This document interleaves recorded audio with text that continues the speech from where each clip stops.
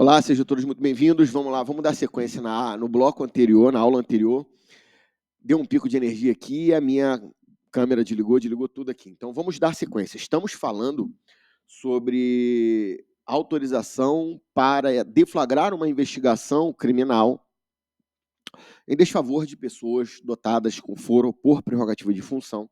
Esse tema, foro, será melhor trabalhado na aula de competência, que é o lugar adequado, mas nos compete aqui falarmos algo sobre isso, porque estamos falando de investigação preliminar por hora.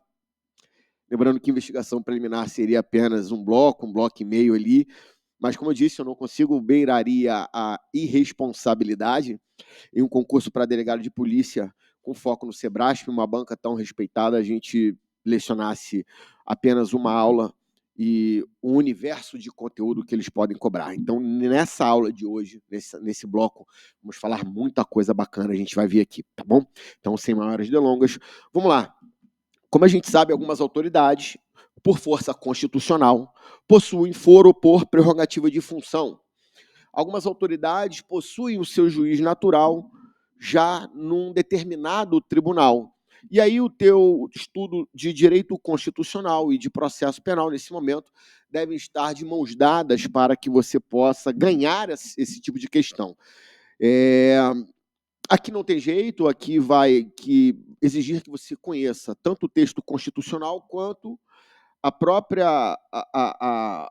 os próprios julgados do Supremo, mas eu vou abordar melhor isso, o foro de cada uma das autoridades e algumas peculiaridades dentro do próprio Supremo e como ele vem cobrando em provas na aula de competência. Mas, vamos lá.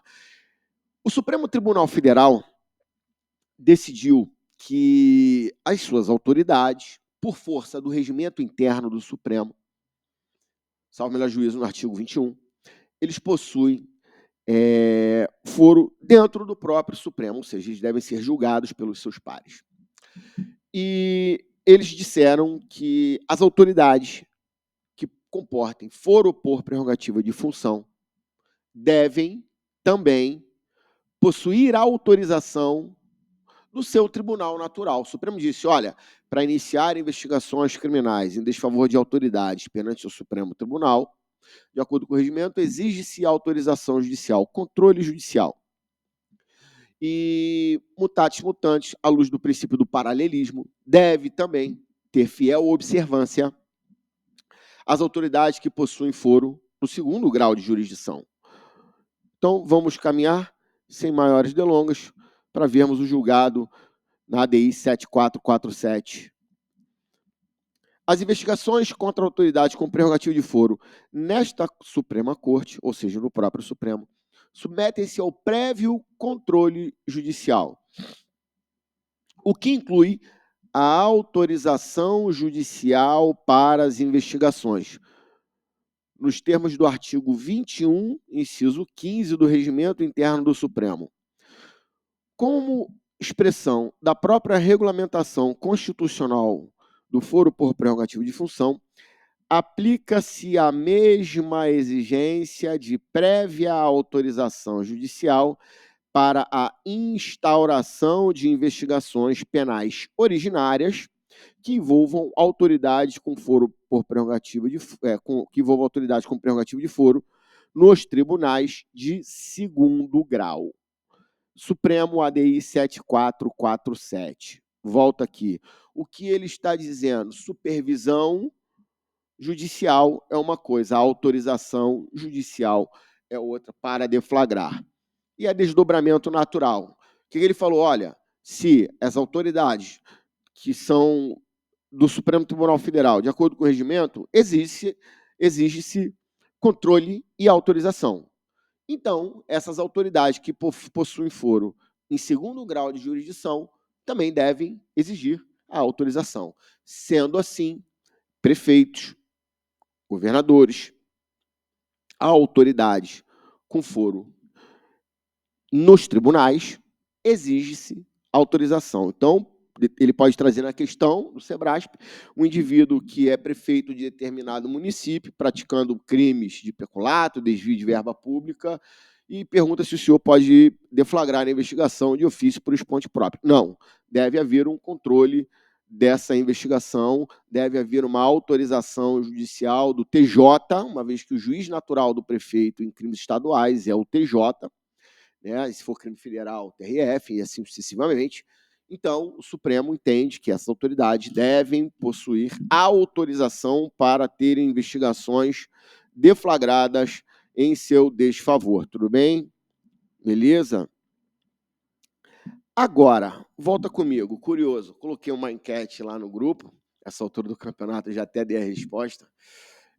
Não confunda a autorização para iniciar a investigação com autorização para promoção de indiciamento. Por quê? Porque quando se fala em supervisão para deflagração da investigação, quando fala em controle, já estaria autorizando a promoção de indiciamento. O entendimento do Supremo é que exigir autorização judicial para promover indiciamento dessas autoridades violaria, primeiro, o sistema acusatório. Segundo, violaria o princípio da isonomia. E terceiro, o princípio republicano. Percebam que eu trouxe os 3 princípios que foram invocados no julgado do Supremo Tribunal Federal. Disse o ministro Barroso: ora, se a autoridade policial pode iniciar a investigação, é desdobramento lógico das investigações, a conclusão de indício de autoria, materialidade e circunstâncias fáticas com a devida fundamentação jurídica, a promoção de indiciamento. E seguiu argumentando mais ainda. Ora, se para o ato de oferecimento de denúncia, que é o mais, não se exige autorização, não faria nenhum sentido, que é o menos, exigir autorização para a promoção de indiciamento, causando um desvirtuamento. Então, muito cuidado. O último julgado do Supremo Tribunal Federal sobre esse tema é que não se exige autorização judicial, uma vez que já teria havido autorização para iniciar, não exige autorização judicial para a promoção de indiciamento. Já houve autorização para deflagrar a investigação e a promoção de indiciamento é ato natural das investigações pelo delegado de polícia.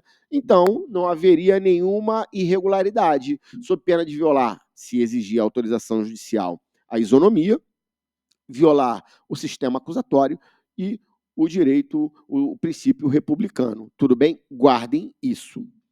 Tudo bem? Então, vamos seguir aqui, vamos dar uma olhada. Em relação ao indiciamento de pessoas com foro, com prerrogativa de função. De acordo com o plenário, é nulo o indiciamento de detentor de prerrogativa de foro realizado pelo delegado de polícia sem que a investigação tenha sido previamente autorizada. Perceba que são situações distintas.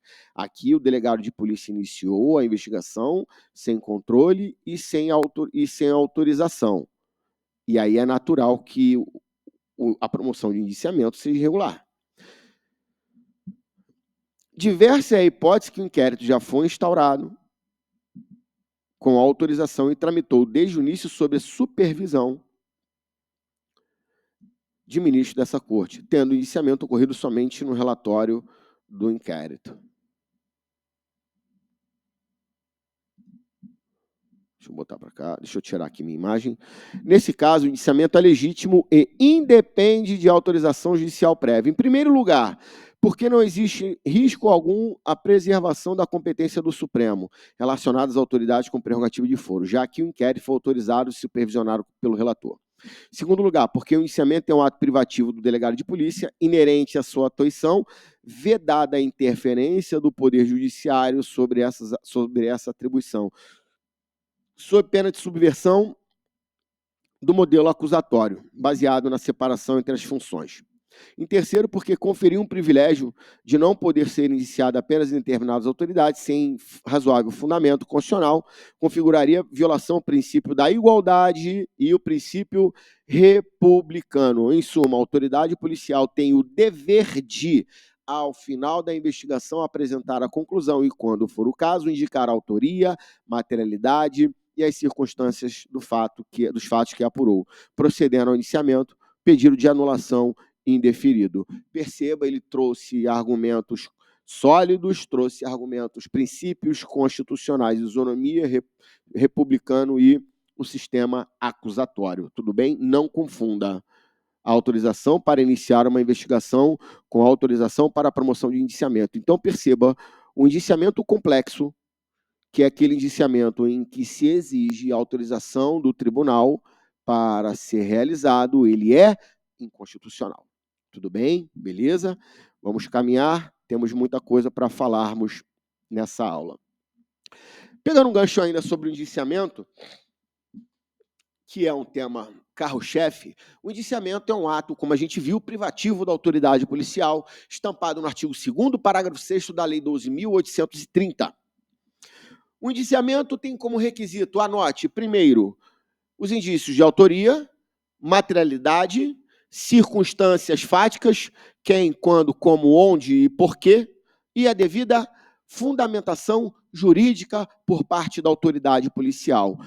Uma promoção de indiciamento despida de fundamentação jurídica é o que se denomina pela doutrina de cripto-indiciamento. Então, para que se possa promover o indiciamento, é necessário ao delegado de polícia demonstrar os indícios de autoria, materialidade, circunstâncias fáticas e que o ato seja devidamente fundamentado sob pena de ilegalidade e cassação daquela promoção de indiciamento. É perfeitamente possível a cassação de um indiciamento pelo Poder Judiciário. Larga a caneta, preste atenção. A promoção de indiciamento é um ato privativo da autoridade policial. De acordo com o Supremo, com o STJ, não é possível que o juiz determine, que o membro do Ministério Público determine que a autoridade promova o indiciamento. Mas, para desfazimento do ato de indiciamento, é possível que a autoridade judiciária realize essa decisão de desindiciar, como, por exemplo, no indiciamento extemporâneo. O que seria o indiciamento extemporâneo? O delegado de polícia ele tem um prazo para promover a decisão de indiciamento. O indiciamento pode ocorrer, em regra, ele ocorre antes do relatório final e não dentro, isso fica para uma próxima aula, mas ele ocorre ao final, no relatório final do inquérito policial, fique com essa informação a princípio. Mas existe um limite até o ato de oferecimento da denúncia. Isso é um indiciamento extemporâneo. E isso o SEBRASP já cobrou. Vamos lá, vamos entender isso aqui. Indiciamento extemporâneo ele está relacionado ao limite até o ato de oferecimento da denúncia. Então, se o delegado de polícia promove uma decisão de indiciamento após isso, esse indiciamento é ilegal e pode ser cassado pela autoridade judiciária, porque houve um constrangimento ilegal.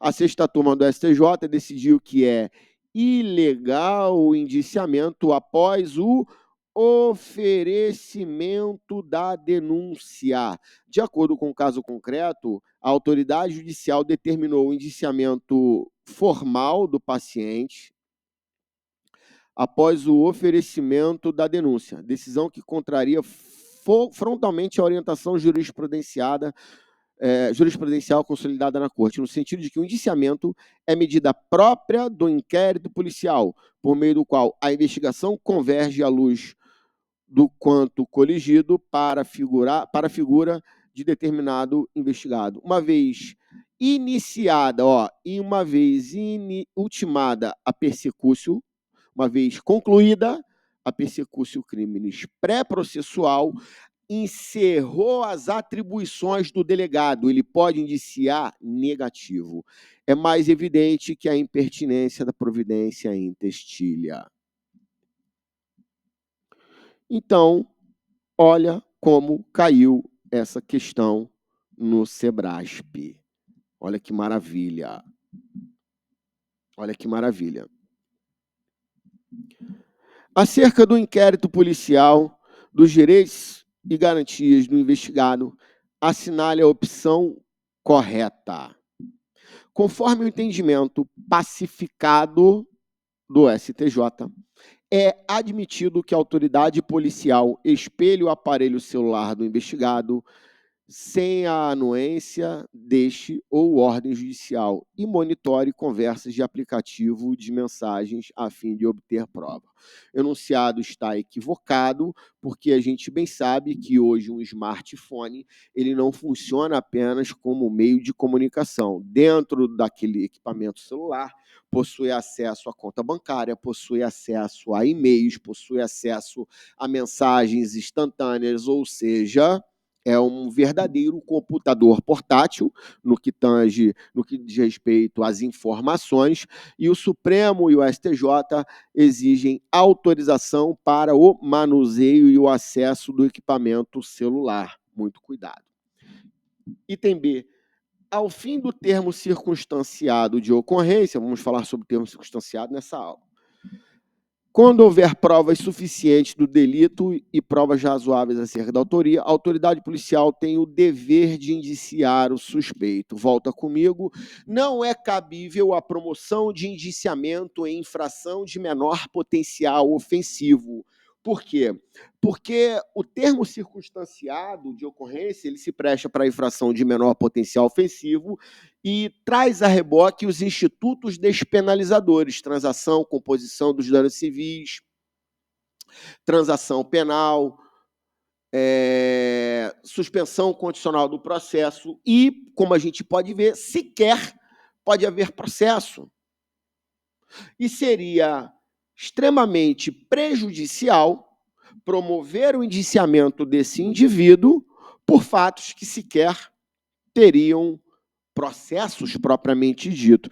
Então, seria contrário ao que é preconizado na Lei 9.099, um mecanismo de solução pacífica dos conflitos, à luz da Lei 9.099, promover o indiciamento desse indivíduo. Então, guardem, em sede de termo circunstancial de ocorrência, não se promove indiciamento, e é por isso que o enunciado está errado. Item C. O indiciamento realizado pelo delegado de polícia, embora seja um ato formal, dispensa a fundamentação acerca do convencimento da autoria e da existência do delito, uma vez que não há alteração do status do indiciado. Questão equivocada.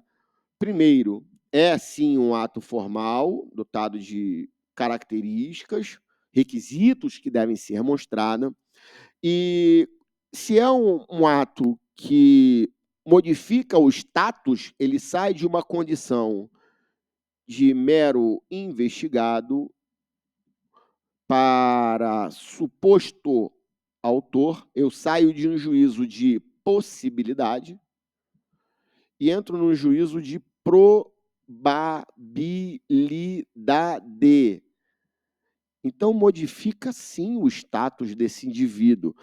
Tanto isso é verdade que o indiciamento traz consequências jurídicas, reflexos jurídicos, dentre eles a possibilidade de decretação de medidas cautelares. Volta comigo rapidamente. Porque, como a gente bem sabe, algumas medidas cautelares exigem como estândar probatório os indícios de autoria, materialidade, circunstâncias, fundada suspeita, fundada razão, passíveis de ser decretadas em desfavor daquele indivíduo. Então, o estândar probatório, e muitas das vezes, é semelhante contra esse indivíduo e pode muito bem ser decretada medida cautelar contra esse indivíduo. Então, modifica sim o status, um efeito jurídico da promoção de indiciamento. né?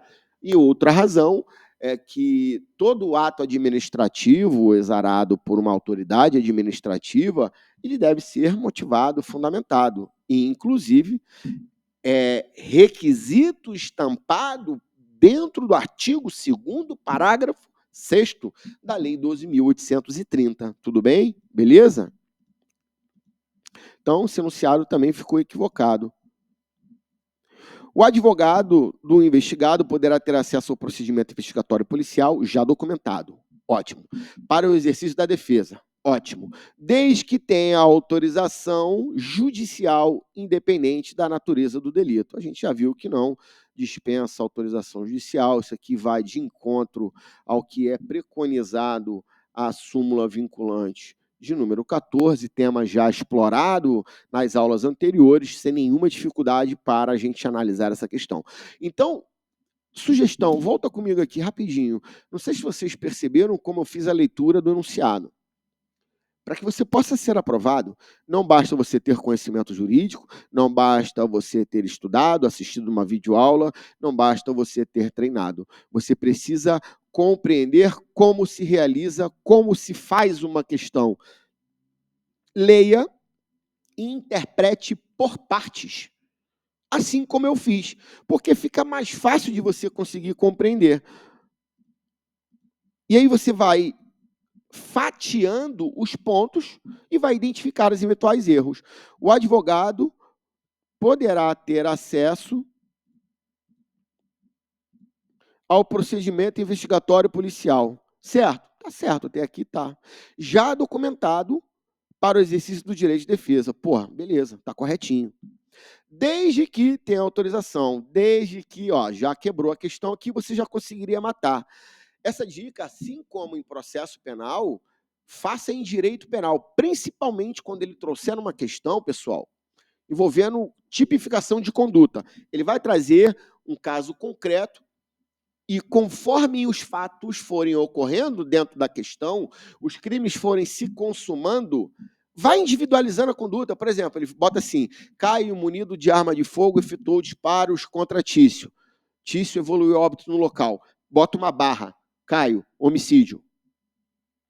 Na sequência, Robervaldo pegou o cadáver do indivíduo e ateou fogo para sumir com o cadáver, etc. Ocultação de cadáver, ou vilipêndio de cadáver, ou não sei o quê, não sei o quê. Vá tipificando, porque quando você chegar à questão, você já previamente fez a sua capitulação jurídica, porque nas respostas ele vai fazer uma confusão jurídica para te confundir. E a sua primeira tipificação, ela vai estar na prova, mas depois de você ler todas as outras, você vai ficar em dúvida.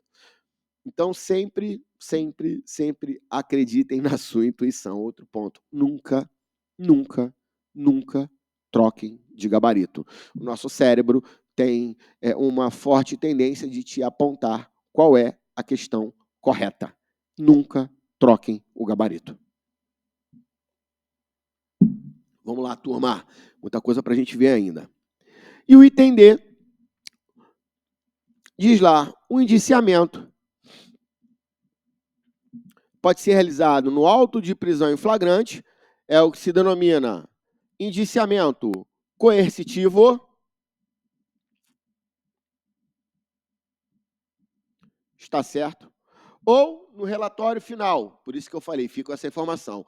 Em regra, ocorre no relatório final do inquérito, mas, de acordo com o STJ, não será admitido após o recebimento da denúncia, o que já pressupõe a decisão de oferecimento, é óbvio. Então, muito cuidado. Isso aqui é o indiciamento extemporâneo. E o SEBRASP já cobrou isso aqui.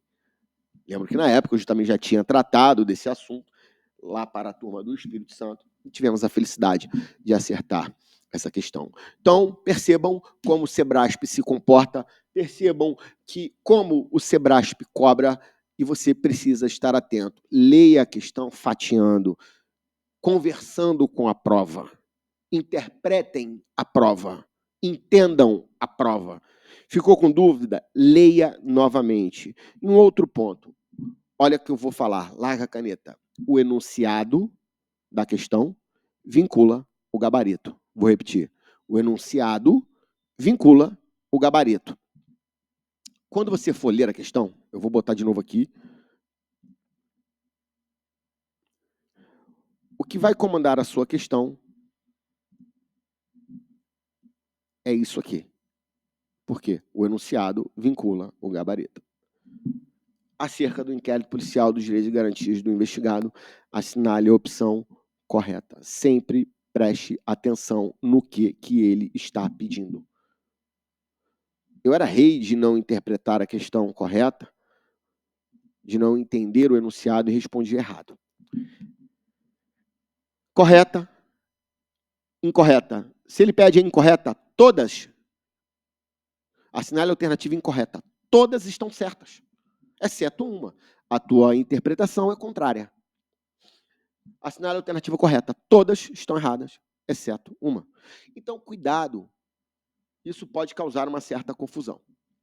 Mas não é o formato do Sebrasp pedir correta, incorreta. Ele pede ali, quando ele... A gente não sabe como vai ser o formato da sua prova.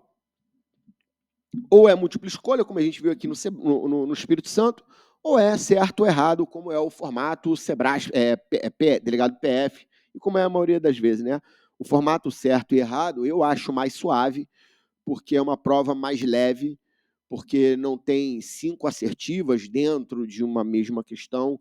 Isso torna a prova ali mais simples, ao menos na leitura, menos densa, tá bom? Então, muito cuidado na hora de interpretar. Vamos dar sequência, vamos falar sobre controle do arquivamento do inquérito policial. O inquérito policial, ele sofreu, a promoção de arquivamento, ele sofreu alterações significativas com o novo artigo 28. E o CPP afastou, com a redação originária,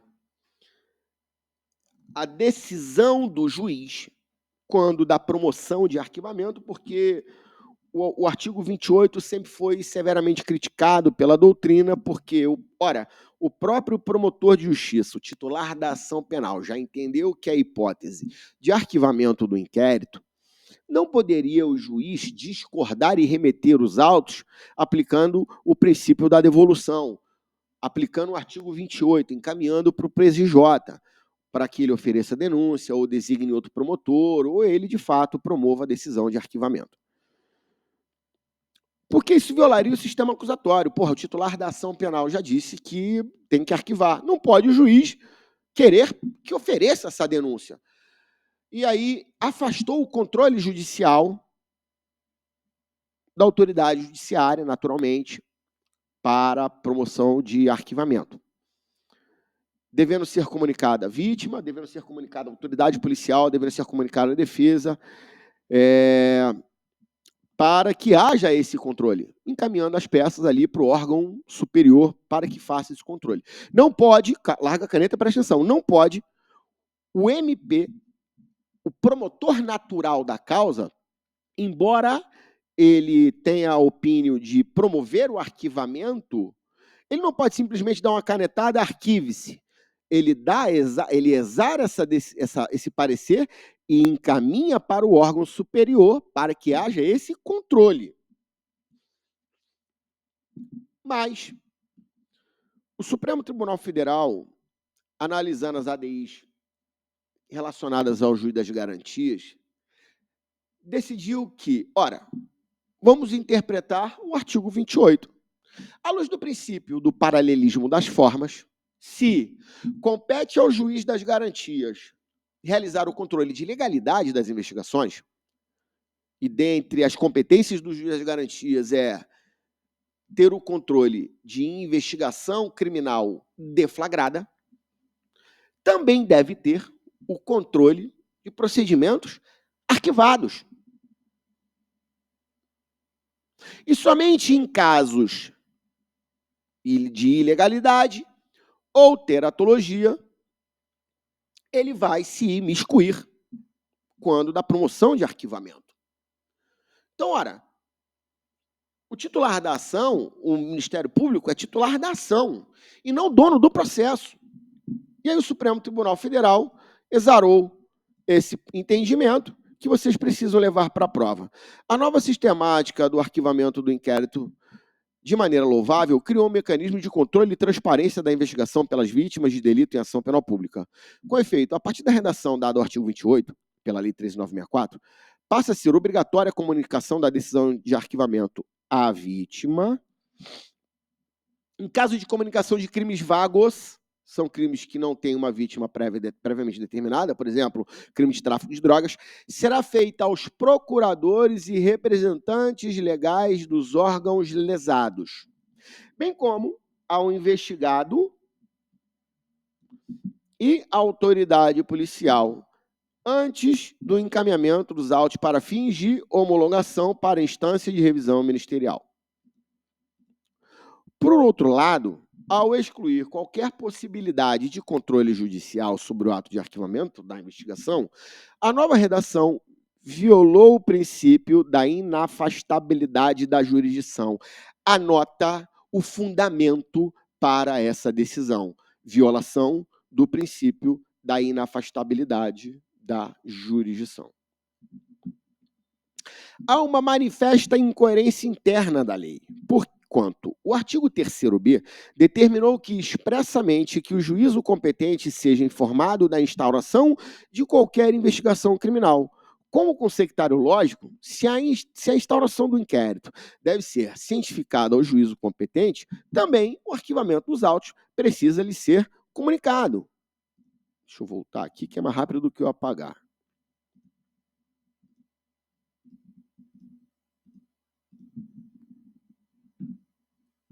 Não apenas para a conclusão das formalidades necessárias à baixa definitiva nos autos da Secretaria do Juízo, mas também para verificação de manifestas ilegalidades ou ainda manifesta atipicidade do fato, a determinar a decisão judicial com o arquivamento definitivo da investigação. A jurisprudência do Supremo Tribunal Federal orienta-se no sentido da necessidade e legitimidade constitucional do controle judicial do ato de arquivamento, com o fito de evitar possíveis teratologias, decisões antagônicas, conflitantes.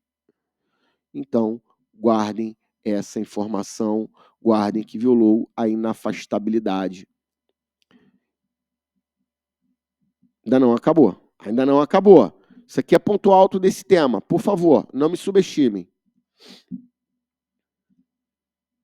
Se a vítima ou seu representante legal não concordar com o arquivamento do inquérito policial, poderá, no prazo de 30 dias, guardem esse prazo, no prazo de 30 dias corridos, do recebimento da comunicação, lembrando que essa comunicação da promoção de arquivamento pela vítima, devendo ser realizada pelo Ministério Público, pode ser por qualquer forma, a princípio da instrumentalidade das formas, inclusive pelo WhatsApp, existe um enunciado ministerial do Colégio Nacional de Procuradores, não vem ao caso, apenas para você saber, essa meio de comunicação não há uma formalidade. Submeter a matéria de revisão à instância competente do órgão ministerial, conforme dispuser a respectiva lei orgânica.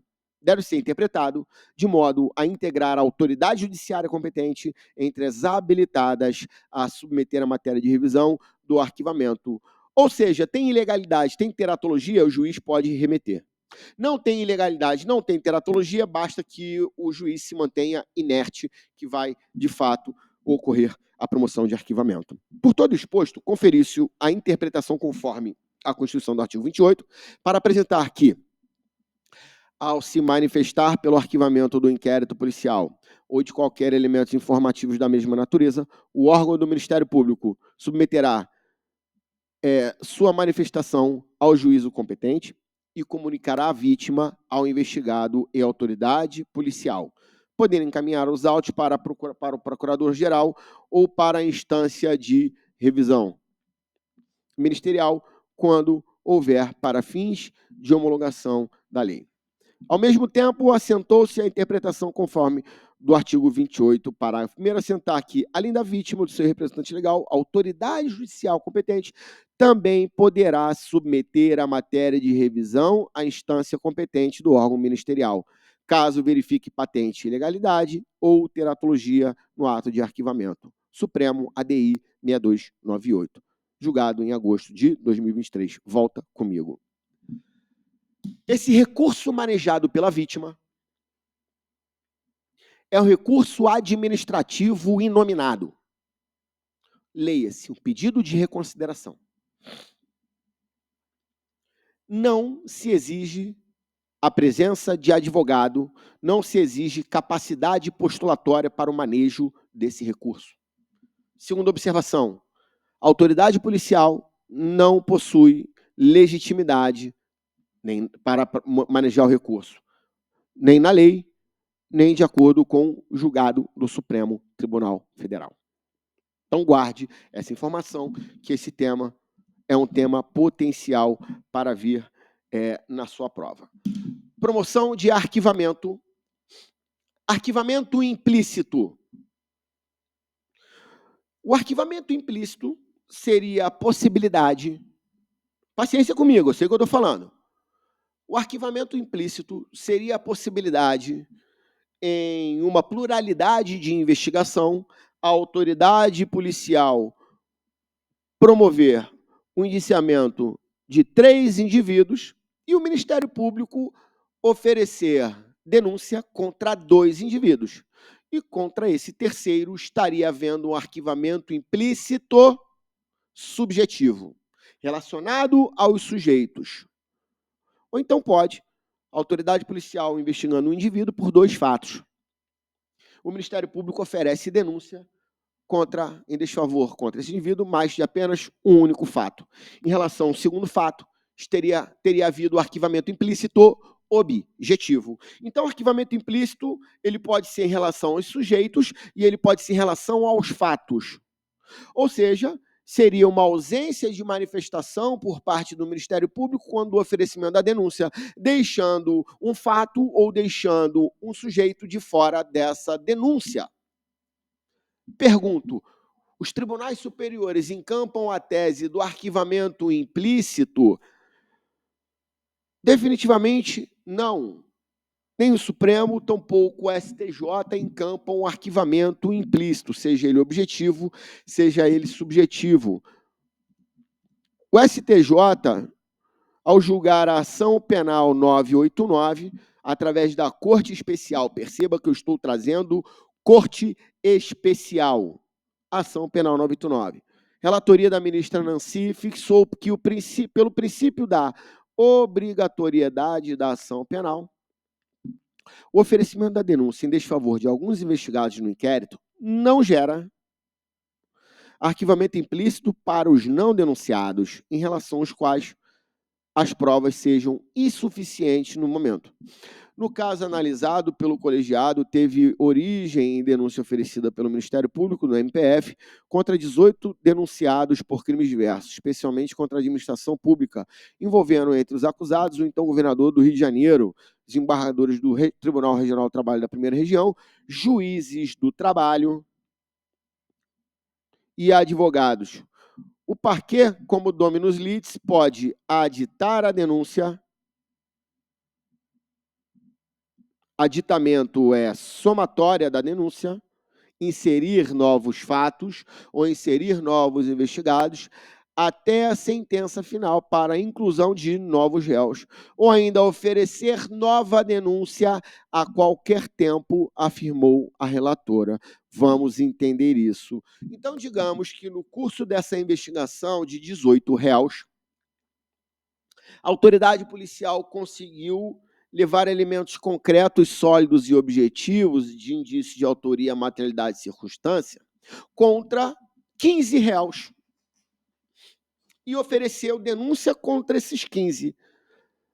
É possível falar em arquivamento implícito subjetivo? Não, porque à luz do princípio da obrigatoriedade, é perfeitamente possível que os autos sejam extraídas cópias na íntegra e seja requisitada a instauração de uma nova investigação preliminar para apurar fatos para que possa subsidiar os indícios de autoria, materialidade e circunstância contra esses 3 outros indivíduos. Então, a autoridade não conseguiu levar informações concretas, ou o MP entendeu que não é possível ainda, com esses elementos informativos, perfectibilizar a justa causa. Ele fala assim, ao delegado de polícia, extraia-se cópia na íntegra do procedimento e instaure um novo inquérito policial. Cumpra-se. Ou seja, extraiu cópia daquele procedimento para instruir o novo inquérito e determinou novo inquérito policial e o segmento de novas investigações em desfavor daquele indivíduo. Foi isso que decidiu o STJ nessa ação penal. Cuidado, estou trazendo julgado sólido da Corte Especial dentro do próprio STJ. Muito cuidado com isso.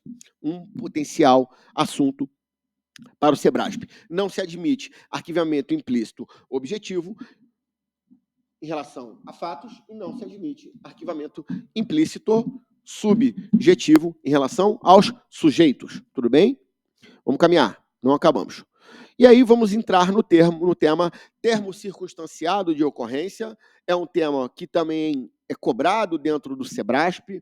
Vi em 3, 4 provas distintas essa temática e a gente precisa dominar porque há alguns julgados, alguns cases paradigmáticos aqui e que foram cobrados nos concursos anteriores do SESP.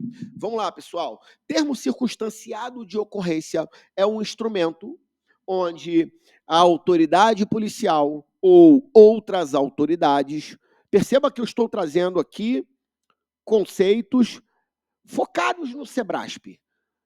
Se eu fosse dar uma aula para um módulo meu, por exemplo, de temas sensíveis, eu já ia falar, termo circunstanciado de ocorrência é um ato de investigação preliminar. Mas perceba, eu não estou fazendo isso. Por quê? Porque o SEBRASP acompanha o posicionamento do Supremo. E o Supremo tem um posicionamento peculiar em relação ao TC. TC é termo circunstanciado. Então, é um instrumento onde a autoridade policial e os agentes da autoridade reduzem aquela ocorrência a termo, ouvindo o suposto autor do fato, ouvindo os envolvidos e encaminhando ao juizado especial criminal. E ali ocorrerão os desdobramentos da Lei 9.099.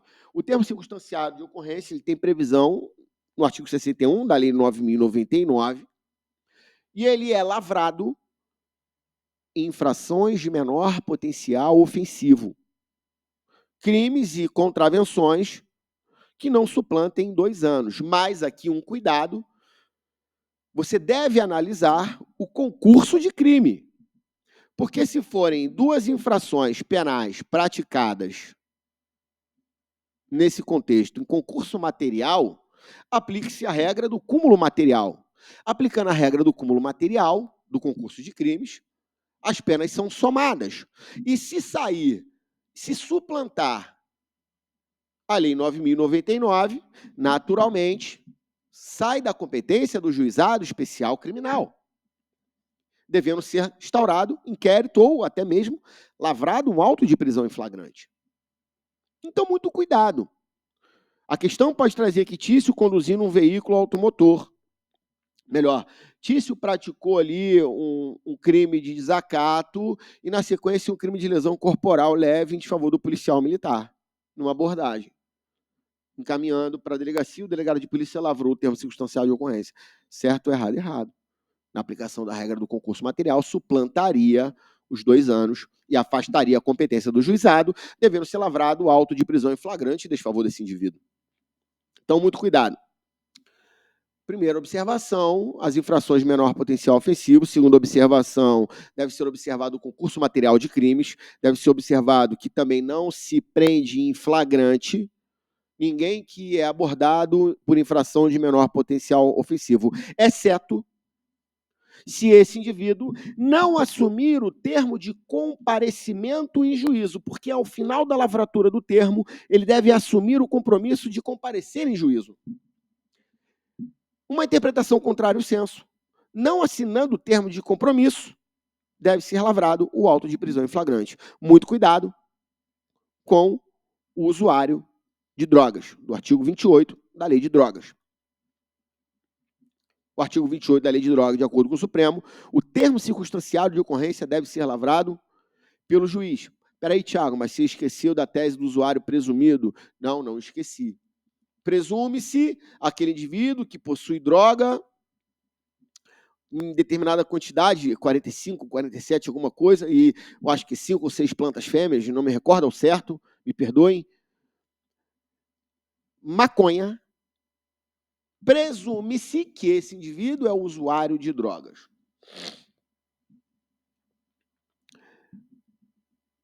Devendo ser prontamente liberado sem rigor criminal. Devendo ser apreendida a droga, etc. Não vou entrar nessa seara, porque não é aula de leis penais especiais. Mas o que você precisa saber é que, caso não há assunção do compromisso, por que, Tiago, você está falando disso? Porque o indivíduo pode ser abordado trazendo consigo crack. Crack não entra na tese do usuário presumido, porque a tese do usuário presumido é para maconha. Se esse indivíduo for abordado trazendo consigo maconha, ele está praticando o crime do 28. Ele deve ser encaminhado para a autoridade judiciária, de forma preferencial. Foi o que disse o Supremo Tribunal Federal. Não tendo autoridade judiciária, deve ser encaminhado ao delegado de polícia. Se ele não assumir o compromisso de comparecimento, não é possível a lavratura do auto de prisão em flagrante. Ele deve ser prontamente liberado. Simples assim. Terceira observação. E, então, vamos lá. Temos muita coisa para ver aqui ainda. Paciência comigo. O termo circunstanciado é um substituto simplificado do inquérito policial com a finalidade de desburocratizar o procedimento, onde narra-se o fato delituoso com todos os dados necessários para identificar a ocorrência e a autoria, devendo ser feita a qualificação do autor, suposta vítimas, indicadas provas existentes e, se possível, o rol de testemunhas. Em apertada síntese, quem nunca viu o termo circunstanciado, é um boletim de ocorrência pormenorizado, trazendo todas as informações e remetendo esse termo ao juizado, onde há assunção do compromisso de comparecimento em juízo. Nada mais do que isso.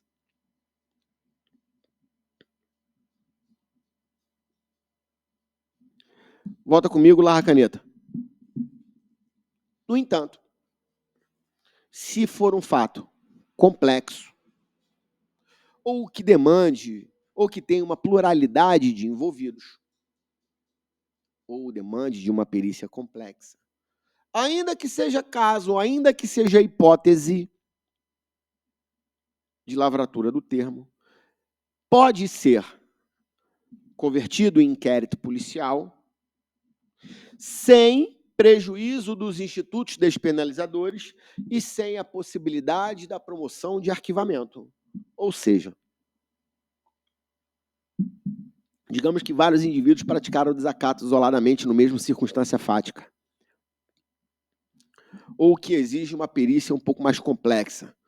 O indivíduo foi abordado ali com crack, por exemplo, com o K4. K4 é a maconha na sua vertente líquida pulverizada em papel. Quem não conhece, depois bota aí K4, vocês vão entender.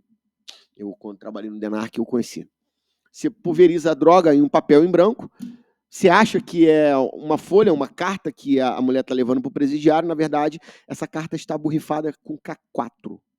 Então, digamos, em tese, maconha, em tese, usuário presumido, em tese, não tem consequências criminais, mas para eu aferir, eu preciso fazer uma perícia um pouco mais complexa. É preciso, então, uma perícia complexa. Eu posso instaurar um inquérito? Perfeitamente possível. Não há nenhum tipo de problema, desde que você observe que, ao final, não promove o indiciamento e que o membro do Ministério Público consiga oferecer ali os institutos despenalizadores para aquele indivíduo. Tá bom? E o ponto alto aqui é que o Supremo Tribunal Federal, por muitos anos, entendeu que era usurpação de função outras forças, outras autoridades, se não o delegado de polícia, lavrar o termo circunstanciado de ocorrência, Até 2013, o Supremo Tribunal Federal entendia que era inconstitucional, mas houve um overruling da jurisprudência, quando então a mesma ministra Carmen Lúcia modificou o seu posicionamento, entendendo que outras autoridades podem sim lavrar o termo circunstanciado de ocorrência, afirmando que o termo circunstanciado não é um instrumento de investigação preliminar. É essa informação que você vai guardar para o SEBRASP. É assim que você vai para a prova. De acordo com o Supremo, não se trata de ato investigativo, pois ele não inicia qualquer procedimento que acarrete diligência para o esclarecimento dos fatos ou da autoria delitiva. Ao contrário, após a lavratura do termo, os autos e o suposto autor serão encaminhados à autoridade judicial para que sejam adotadas medidas previstas em lei. Trata-se de um termo para a constatação e o registro de um fato. É incabível, portanto, a sua comparação com o inquérito policial, que, dada a natureza investigativa, é necessariamente presidido por um delegado de polícia. Segue o Supremo e aqui diversas ADIs, que é a nossa margem de porto seguro.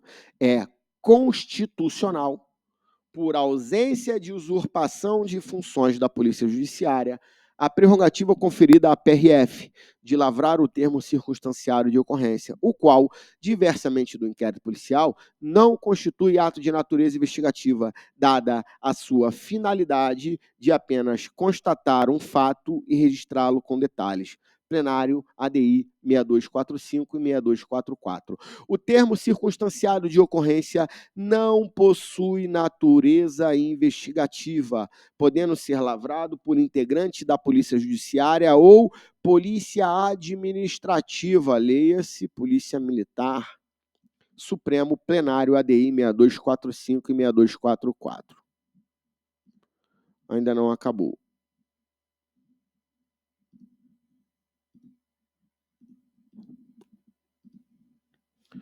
É constitucional a norma estadual que prevê a possibilidade da lavratura de termo circunstanciado pela PM e pelo Corpo de Bombeiros. O termo circunstanciado é um instrumento legal que se limita a constatar a ocorrência de crimes de menor potencial ofensivo, motivo pelo qual não configura atividade investigativa e, por via consequência, não se revela uma função privativa da Polícia Judiciária. ADI 5637.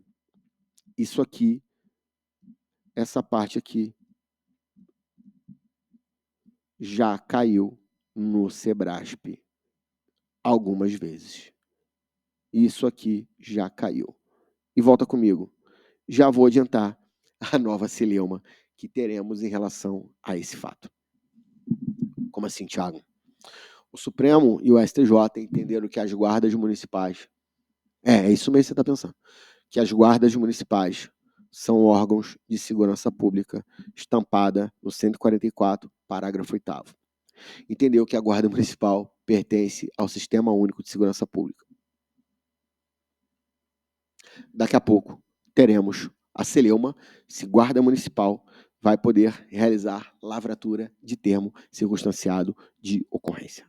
Ainda não temos julgados, mas devemos ficar atentos a isso. Tudo bem? Beleza? Fiquem atentos em, por exemplo, projeto de lei, salvo melhor juízo, existe um projeto de lei nesse sentido,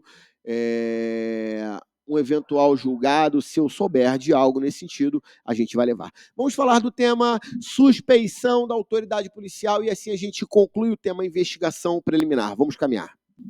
Esse tema já foi cobrado diversas vezes pelo SEBRASP, tanto em prova objetiva, em várias provas objetivas, em prova oral, em 2 vezes.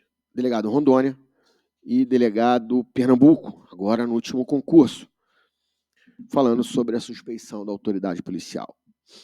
Então, é um tema que a gente precisa dominar. O tema suspeição são circunstâncias de ordem subjetivas relacionadas a fatores externos do processo, que geram uma presunção relativa de legalidade. Ou seja, presume-se que a autoridade é dotada de uma parcialidade para o julgamento daquela causa, para atuar dentro daquela causa. A suspeição, como a gente sabe, pode ser invocada para juízes, para membros do Ministério Público, para auxiliares da Justiça, peritos, intérpretes. Mas, de acordo com o Código de Processo Penal, no artigo 107, ela não é oponível à autoridade policial, mas, se ele o for, deve, assim, ser declarado. Extremamente antagônico, né? Não cabe, mas se for, ele deve se declarar, né? Então, vamos entender isso. Ora, são circunstâncias externas ao processo que gera a presunção de parcialidade. A autoridade policial não é parte. A autoridade policial não tem interesse no deslinde da causa. Ele tem um compromisso com a verdade aproximativa dos fatos. Mas, se ele for parcial, inimigo, por exemplo, daquele indivíduo, ele deve se declarar suspeito no caso concreto. E isso ficaria a cargo não de uma análise, de uma oposição de suspeição, uma exceção de suspeição judicial, e sim fica sob o crivo de uma decisão administrativa interna corporis, analisada pelo delegado-geral daquela instituição. Então, diversos julgados aqui dos tribunais superiores. Suspeição são circunstâncias subjetivas atreladas a fatos externos ao processo, trazendo uma presunção relativa de parcialidade do magistrado, do membro do MP, de peritos, de que esse é suspeito quando se interessa por qualquer das partes. Olha o que diz o artigo 107. Não se poderá opor suspeição à autoridade policial nos atos do inquérito, mas deverão elas declarar-se suspeitas quando ocorrerem os motivos, né? Então, ó, não cabe suspeição, mas se você tiver alguns motivos ensejadores, declare-se suspeito. Não permite a suspeição de exceção contra a autoridade policial, cabendo à parte que se julga prejudicada buscar a resolução na questão administrativa. Olha agora, eventuais irregularidades do inquérito não eiva de nulidade a ação penal dela decorrente. RESP 1.942.942 de Rondônia, julgado em 2021.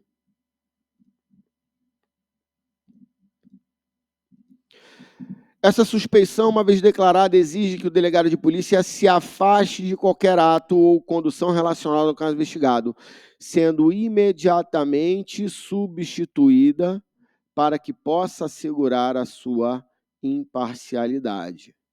O que nos ensina o professor Guilherme Nucci? Ele entende que não é suficiente deixar ao crivo, deixar ao critério da autoridade policial. Cremos que, pois, havendo motivação para a consideração da suspeição do delegado, não podendo o magistrado afastá-lo por falta de previsão, deve a parte interessada solicitar o afastamento à autoridade policial, ao delegado-geral da polícia, ou sendo pelo pleito recusado, ao secretário de Segurança Pública. Perceba que aqui é recurso administrativo. Pedido inicial, presta atenção, é ao delegado-geral. Ele não deferiu o pleito ao SESP, secretário de Segurança Pública. Tudo bem? A questão torna-se, então, administrativa, pois existe recomendação legal para o afastamento ocorra. Por ordem superior, tal pode ocorrer. Verifica-se, por consequência, que o próprio delegado poderá declarar-se suspeito, comunicando o fato ao chefe de polícia para designar outro em seu lugar. Importante destacar que eventual irregularidade no inquérito não eiva de nulidade a ação penal dela decorrente. E, por último, rapidamente, para a gente concluir, eventual condução de inquérito policial por autoridade suspeita não faz com que torne os atos investigativos nulo. O que ele pode perguntar? A consequência da suspeição, o que ele pode perguntar? A quem vai ser recorrido, e o que ele pode perguntar é se é cabível ou não. Não é cabível, deve ser exarada dentro da esfera administrativa, primeiro ao delegado-geral, e, se ele não atender, ao secretário de Segurança Pública. Perceba que é recurso administrativo hierárquico. Tudo bem?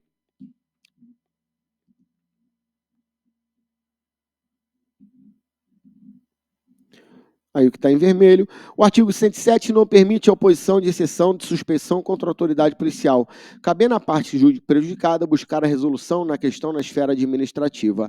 Ademais, eventual irregularidade no inquérito não eiva de nulidade a ação penal dele decorrente. Tudo bem? Cobrando na sua prova. É isso aqui. Volta comigo. Então vamos lá, fechamos o tema investigação preliminar, 4 blocos somente de investigação preliminar. Vamos entrar na próxima aula ação penal, depois competência, depois provas, depois prisão e ação autônoma de impugnação, alguma coisa de citação, intimação, que o Sebrasp também gosta, habeas corpus relacionado à investigação preliminar ele também gosta, então a gente precisa ficar atento. Um forte abraço, até o nosso próximo encontro. Um abraço.